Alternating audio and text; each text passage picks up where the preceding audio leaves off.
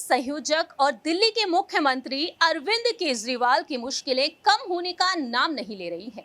ये बात आप बखूबी जानते हैं कि अरविंद केजरीवाल की पार्टी के कुछ दिग्गज नेता हैं जो कई मामलों में फंसे हुए हैं, जैसे कि सत्येंद्र जैन, मनीष सिसोदिया, संजय सिंह, तो वही राघव चड्ढा भी। ऐसे में देखा जाए तो यहाँ पर इन नेताओं की मुश्किलें कम नहीं हो रही है। सुप्रीम कोर्ट से लेकर हाई कोर्ट तक में इन नेताओं से जुड़े मामले पर सुनवाई जारी है और इसी बीच यहां पर ईडी और सीबीआई के एक्शन से परेशान होकर केजरीवाल ने साफ तौर पर कहा है कि झूठे और फर्जी केस लगाए जा रहे हैं, उनकी पार्टी को खत्म करने की पूरी तरह से कोशिश की जा रही है। ऐसे में देखा जाए तो क्या वाकई में यहां पर यह पार्टी खत्म होती हुई नजर आएगी? अगर खत्म होती हुई नजर आएगी तो आखिरकार नियम और कानून क्या कुछ कहते हैं? नमस्कार, मैं प्रांशु राठौर और आप देख रहे हैं नेक्स्ट 9 न्यूज। दरअसल आपको बता दें कि अरविंद केजरीवाल ने ये बात तब कही जब आम आदमी पार्टी के ही विधायक अमानतुल्लाह खान के घर पर भी ईडी का एक्शन देखने को मिला। उनके ठिकानों पर छापेमारी की गई, जिसके बाद से अमानतुल्लाह खान अरविंद केजरीवाल से मिलने पहुंचे और अरविंद केजरीवाल ने मीडिया के सामने साफ तौर पर कहा कि आम आदमी पार्टी को खत्म करने की पूरी तरह से कोशिश जारी है। ऐसे में देखा जाए तो यहाँ पर अरविंद केजरीवाल की पार्टी में वो डर और खौफ कहीं ना कहीं नजर आ रहा है कि कहीं ना कहीं अगर उनकी पार्टी वाकई में खत्म हो जाती है तो ऐसे में कड़ी दिक्कतों का सामना करना पड़ेगा। 2024 के लोकसभा चुनाव क्या आम आदमी पार्टी लड़ती हुई देखी जाएगी या फिर नहीं, ये बेहद बड़ा और अहम सवाल उठता है, क्योंकि आज देखा जाए संजय सिंह, मनीष सिसोदिया के मामले पर सुनवाई होने जा रही है। संजय सिंह दिल्ली शराब नीति घोटाले मामले में फंसे हुए हैं, तो वहीं मनीष सिसोदिया भी मनी लॉन्ड्रिंग से जुड़े मामलों को लेकर देखा जाए तो आपकी दिक्कतें बढ़ती हुई नजर आ रही है। ऐसे में देखा जाए तो आखिरकार सियासी जानकारों का इस मामले पर क्या कुछ कहना है, सुनिए जरा। दिल्ली शराब नीति घोटाले मामले में आम आदमी पार्टी की दिक्कतें खत्म होने का नाम नहीं ले रही हैं। जानकारी के लिए आपको बता दें कि अब इस घोटाले में न सिर्फ कई नेताओं की गिरफ्तारी देखने को मिली है, बल्कि अब आम आदमी पार्टी को आरोपी बनाने की तैयारी हो रही है। जी हाँ, ईडी ने सोमवार को सुप्रीम कोर्ट को बताया कि शराब घोटाले में आपको आरोपी बनाकर जांच किए जाने पर विचार किया जा रहा है। ऐसे में सियासी जानकारों का कहना है कि दल के रूप में आरोपी बनाए जाने से आप संगठन और इसके नेतृत्व पर सीधा और बड़ा असर पड़ेगा। ईडी आपके खिलाफ prevention of money laundering act की धारा 70 लगाने पर विचार कर रही है, जो कंपनियों और संगठनों से संबंधित है। यदि ईडी ने आपको आरोपी बनाया तो ये भारत में संभवतः पहली बार होगा जब किसी राजनीतिक दल की मनी लॉन्ड्रिंग जांच होगी। जानकारों का कहना ये तक रहा है कि आपको चौतरफा मुश्किलों का सामना करना पड़ सकता है। आपको बता दें कि अपराध की प्रक्रिया से संबंधित मनी ट्रेल मिलने पर संपत्तियों को जब्त तक किया जा सकता है। पीएलए के सख्त प्रावधानों पीएमएलए के सख्त प्रावधानों के तहत, और इसके अलावा चुनाव आयोग भी इस पर एक्शन ले सकता है। बात पार्टी की मान्यता रद्द करने तक पहुंच सकती है। आपको जानकारी दे दें कि चुनाव आयोग के पूर्व legal adviser S K. Mendiratta ने कहा है कि मौजूदा कानून नियमों में भले ही करप्शन के आधार पर पार्टी की मान्यता रद्द करने का प्रावधान न हो, लेकिन संविधान का अनुच्छेद 324 चुनाव आयोग को विवेक के आधार पर इस्तेमाल के लिए कई शक्ति देता है, जिसमें भ्रष्टाचार के लिए पार्टी की मान्यता रद्द करना भी शामिल है।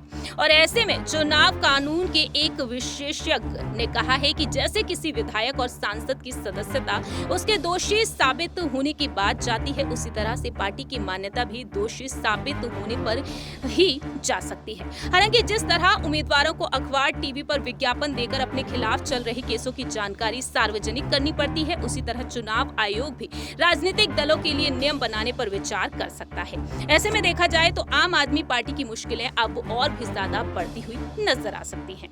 आपने सुना कि किस तरीके से यहाँ पर सियासी जानकारों ने अपनी खुलकर बात रखी है। उनका कहना साफ तौर पर रहा है कि नियमों के आधार पर देखा जाए तो कहीं ना कहीं ये पार्टी खत्म अगर होती है तो यहाँ पर देखा जाए बाकी के राज्यों में भी पार्टी का अस्तित्व, वर्चस्व खत्म होता हुआ नजर आएगा। और ऐसे में देखा जाए तो अरविंद केजरीवाल इसी मुश्किल को देखते हुए अपनी बात रखी है। देखिए जरा। कल अमानतुल्लाह खान के यहाँ ईडी की रेड हुई। ये कोई पहला मौका नहीं है जब प्रधानमंत्री जी ने आम आदमी पार्टी के नेताओं पे रेड कराई है। जब से हमारी सरकार बनी है दिल्ली के अंदर, प्रधानमंत्री मोदी जी की पूरी कोशिश है, पूरी कोशिश है कि किसी भी तरह से आम आदमी पार्टी को कुचल दिया जाए, ख़त्म कर दिया जाए। जैसे हमारी सरकार बनी 2015 में, 2016 में इन्होंने शुंगलू कमेटी बिठाई। शुंगलू कमेटी ने हमारी दिल्ली सरकार के तब तक जितने काम किए थे 400 फाइल मंगाई, 400 साढ़े 400 फाइलें मंगाई। सारी फाइलें बड़े बड़े अफसरों ने बैठ के जांच करी और एक पैसे का, नए पैसे का भी घोटाला नहीं निकला। उसके बाद मोदी जी ने हमारे एमएलएज के ऊपर झूठे झूठे केस करने चालू कर दिए। हमारे आम आदमी पार्टी के एमएलएज पे अभी तक 170 से ज़्यादा केस कर चुके हैं, 170 से ज़्यादा, और उनमें 140 से ज़्यादा केसेस में जजमेंट आ चुके हैं, जिसमें सारे जजमेंट मोदी जी के खिलाफ हैं। सारे जजमेंट हमारे पक्ष में आए हैं कि झूठा केस किया गया हमारे एमएलए के खिलाफ, झूठी एफआईआर की गई, झूठी गिरफ्तारी की गई, गलत गिरफ्तारी की गई। उसके बाद इन्होंने पिछले 2 साल से हमारे मंत्रियों को और सीनियर नेताओं को अब गिरफ्तार करना चालू किया। इन्होंने सत्येंद्र जैन को गिरफ्तार किया, इन्होंने मनीष सिसोदिया को गिरफ्तार किया, इन्होंने संजय सिंह को गिरफ्तार किया, इन्होंने कल अमानतुल्लाह खान के यहाँ ईडी की रेड की। मामला चूंकि कोर्ट में है, मैं सब जुडिस है, मैं ज़्यादा नहीं बोलूँगा, लेकिन अगर आपने मनीष सिसोदिया के केस में पिछले हफ्ते सुप्रीम कोर्ट में जो सुनवाई हुई, अगर आपने वो सुनवाई सुनी हो, तो जिस तरह से जज बार बार उनसे एक ही सवाल पूछ रहे थे कि कोई तो सबूत दो, कोई तो सबूत दो। इन लोगों के पास एक भी सबूत नहीं था मनीष सिसोदिया के खिलाफ। तो इसका मतलब सारे के सारे केसेस झूठे किए जा रहे हैं। कल जो अमानतुल्लाह खान के यहाँ रेड हुई, वो भी एक तरह से, जिस तरह से आम आदमी पार्टी को ख़त्म करने के लिए मोदी जी की पूरी मुहिम है, उसी का एक हिस्सा है। आज तक एक नए पैसे का कहीं कोई हेरा फेरी नहीं निकली। मैं नरेंद्र मोदी जी को चैलेंज करता हूँ, आप इतनी इंक्वायरी हमारी, बोले बस घोटाला कर दिया केजरीवाल ने, सड़कों का घोटाला कर दिया, बिजली का घोटाला कर दिया, पानी का घोटाला, इतने घोटाले, इतनी जांच करा ली। एक नए पैसे का मैं चैलेंज करता हूँ, एक नए पैसे का अगर आपको कहीं कुछ मिला हो, अगर मिला हो तो आपको लगता है मेरे को छोड़ देते मोदी जी, कहीं कुछ नहीं मिला उनको। तो ये सारी की सारी जितनी जांच चल रही है, ये सारी फर्जी जांच है और उनका मकसद भ्रष्टाचार खत्म करना नहीं है। दूसरी पार्टियों के जितने भ्रष्टाचारी हैं, सारे भ्रष्टाचारी उन्होंने अपनी पार्टी में शामिल कर लिए। हमने देखा महाराष्ट्र के अंदर अभी 2 दिन पहले जिन नेताओं को चिल्ला कर मोदी जी ने कहा कि इन्होंने 70,000 करोड़ का घोटाला कर दिया, उन सारे भ्रष्टाचारियों को, जो मोदी जी की नज़र में भ्रष्टाचारी थे, उनको उन्होंने अपनी पार्टी में शामिल कर लिया। उन पे जितने केस कर रहे थे वो सारे केस खत्म कर दिए। तो भ्रष्टाचार, गुजरात के अंदर मोरबी ब्रिज गिर गया, मोरबी ब्रिज, कितने लोगों की मौत हो गई, कोई ईडी की रेड नहीं हुई, कोई सीबीआई की रेड नहीं हुई। इनके अपने राज्यों के अंदर, कर्नाटक के अंदर बताते हैं 40% कमीशन वाली सरकार, इनकी सरकार को फेमस कहा जाता था, कोई ईडी की रेड नहीं हुई उनके यहाँ, कोई सीबीआई की। बीजेपी वालों के अंदर, उनकी अपनी सरकारों के अंदर किसी तरह की जांच नहीं होती। अभी सीएजी की रिपोर्ट आई है, उसने इतने सारे इनके घोटाले निकाले हैं, कोई सीबीआई की रेड नहीं होती, कोई ईडी की रेड नहीं होती। बताते हैं ये अपने दोस्तों के इन्होंने अरबों रुपए के लोन माफ कर दिए, कोई ईडी की। तो भ्रष्टाचार खत्म करना इनका मकसद नहीं है, इनका केवल और केवल मकसद है विपक्ष के लोगों को किसी भी तरह से तंग करना। बहुत ज्यादा अहंकार हो गया मोदी जी को। आप टीवी पे देखते हैं जिस तरह से वो चलते हैं, उनकी चाल में अहंकार नजर आता है, उनकी जुबान में अहंकार नजर आता है, उनकी बातचीत करने में अहंकार नजर आता है। जिस तरह से वो अब किसी इंसान को इंसान नहीं समझते। और अगर किसी देश के राजा को इतना ज्यादा अहंकार हो जाए तो फिर उस देश की तरक्की कैसे हो सकती है। वो तो अब छोटी छोटी चीजों पे, हर चीज पे वो बदला लेने पे उतारू होते हैं। अगर किसी देश का राजा छोटे छोटे आम लोगों से, हम लोगों की क्या औकात है, हमसे अगर बदला लेने पे, अमानतुल्लाह खान की क्या, अगर इनसे बदला लेने पे छोटे छोटे आपने सुना कि किस तरीके से अरविंद केजरीवाल ने यहाँ पर अपनी बातें रखी। अब यहाँ पर आपको बताएंगे क्या वाकई में यहाँ पर ये पार्टी जिस तरह से बुरी यहाँ पर देखा जाए मुश्किलों का सामना कर रही है, उसे देखते हुए हमारे सहयोगी का इस मामले पर क्या कुछ कहना रहता है, ये भी आपको बताएंगे।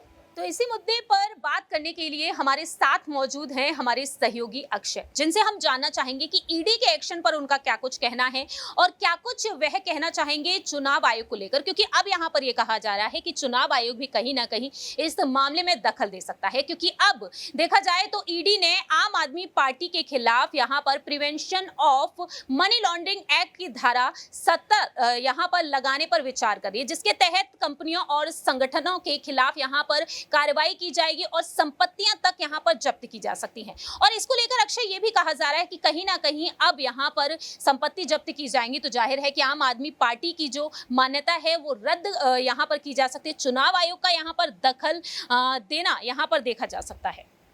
देखिए प्रियांशी, यहाँ पर ये नई बात नहीं है। ये करीब इसी महीने के पहले हफ्ता में जब सुप्रीम कोर्ट में मनीष सिसोदिया को लेकर सुनवाई चल रही थी, तो जिस तरह से यहाँ मनीष सिसोदिया के खिलाफ साक्ष्य ईडी ने पेश किए हैं सुप्रीम कोर्ट में, उन्हीं साक्ष्यों पर सुप्रीम कोर्ट ने कहा था कि आपने जो सबूत यहाँ पेश किए हैं वे सबूत यहाँ पर आम आदमी पार्टी के जो तमाम नेता हैं उन्हें व्यक्तिगत तौर पर इस मामले में शामिल नहीं दिखाते हैं। जो सबूत पेश किए हैं वे यहाँ पूरी पार्टी को यहाँ पर इसमें शामिल दिखा रहा है। यहीं पर तो अंतर आ जाता है। देखिए कि यहाँ पर पार्टी के कुछ चुनिंदा नेता व्यक्तिगत तौर पर किसी घोटाले में शामिल है, और जिस तरह से सबूत पेश किया, सबूत इशारा कर रहे हैं कि चुनिंदा नेता व्यक्तिगत तौर पर नहीं बल्कि पूरी पार्टी शामिल है। जिसके बाद यहाँ पर सुप्रीम कोर्ट ने बात कही थी, करीब ये इसी मतलब अक्टूबर महीने की पहले सप्ताह में जो सुनवाई हुई थी उस दौरान की बात है। सुप्रीम कोर्ट ने उस वक्त ये बात कही थी कि आपके जो सबूत है अब इसके आधार पर आप पूरी पार्टी को यहाँ पर बेकसूर माफ कीजिएगा कसूरवार बनाइए, क्योंकि आरोप यहाँ पर उसके खिलाफ से हो रहे हैं।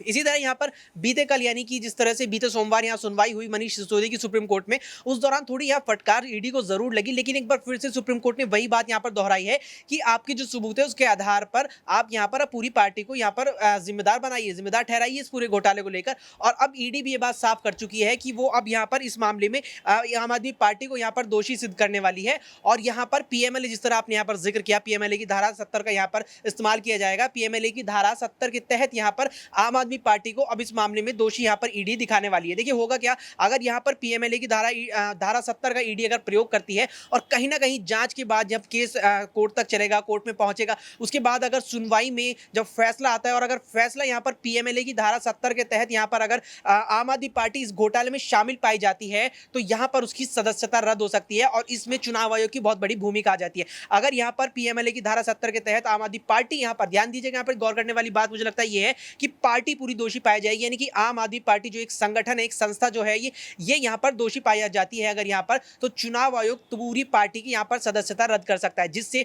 दिल्ली में जो सरकार आम आदमी पार्टी की है वो यहाँ पर बर्खास्त हो जाएगी। इसके साथ ही पंजाब में जो पार्टी की सरकार है वो बर्खास्त हो जाएगी और उसके अलावा तमाम जितने भी राज्यों में पार्टी के जितने भी विधायक, पार्षद और सांसद है वे सब भी यहाँ पर एक तरह से आम आदमी बन जाएंगे, एक तरह से खत्म हो जाएंगे। तो यहाँ पर ये एक बहुत बड़ा यहाँ पर कदम अब ईडी उठाने जा रही है। अगर यहाँ पर कुछ भी, अगर थोड़ा सा भी अंदेशा अगर यहाँ ईडी को मिलता है, थोड़ा भी कुछ सबूत यहाँ पर पीएमएलए के अंदर यहाँ पर अगर आम आदमी पार्टी के खिलाफ मिलता है तो ये पार्टी को कहीं ना कहीं खत्म बिल्कुल कर देगा। वाकई में देखा जाए तो यहाँ पर आज आम आदमी पार्टी की मुश्किल इस कदर तक बढ़ चुकी है कि यहाँ पर अब खत्म होने तक की बात कही जा रही है। ऐसे में देखा जाए क्या वाकई में अरविंद केजरीवाल का ये डर और ये खौफ वाकई में सच होता हुआ नजर आएगा? क्या वाकई में 24 से पहले, लोकसभा चुनाव से पहले ये राजनीतिक दल खत्म होता हुआ नजर आएगा? आखिरकार चुनाव आयोग का इस पर एक्शन क्या कुछ होगा, अब आने वाले वक्त में ही पता चलेगा। फिलहाल इस खास प्रोग्राम में इतना ही, लेकिन आपकी क्या कुछ राय प्रतिक्रिया है इस मामले पर, कॉमेंट सेक्शन में आप अपनी राय रख सकते हैं। तब तक के लिए आप देखते रहिए नेक्स्ट 9।